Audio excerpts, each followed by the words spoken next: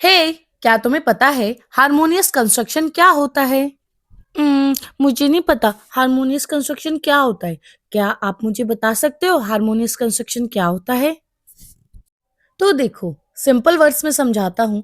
जब लॉ के दो पार्ट्स आपस में टकराते हुए लगते हैं, तो कोर्ट्स उनका मीनिंग ऐसे समझने की कोशिश करती है कि दोनों प्रोविजंस का बैलेंस बना रहे। इसका मतलब ये नहीं होता कि एक रूल को हटा दिया जाए, बल्कि दोनों को साथ साथ चलाया जाता है। That's called harmonious construction.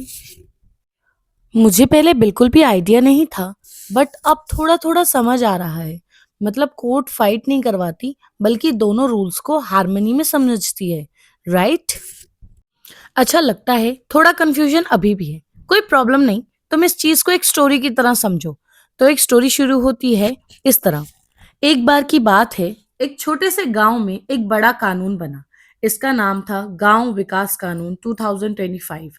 इस कानून में दो इंपॉर्टेंट रूल्स थे। पहला रूल सेक्शन 5। इसमें लिखा था कि हर गांव वाला अपने घर के आगे 10 फीट तक सड़क पर कुछ भी रख सकता है, चाहे दुकान हो, सब्जी का ठेला हो, साइकिल हो या कोई और चीज। गांव वाले खुश हो गए। लेकिन फिर आया दूसरा रूल सेक्शन 12।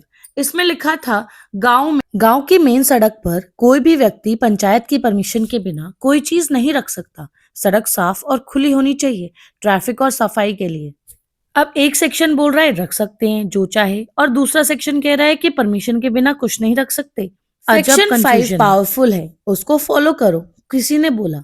नहीं नहीं, सेक्शन 12 स्ट्रिक्ट है, वही सही है। तब मामला गया गांव के पंचायत जज के पास।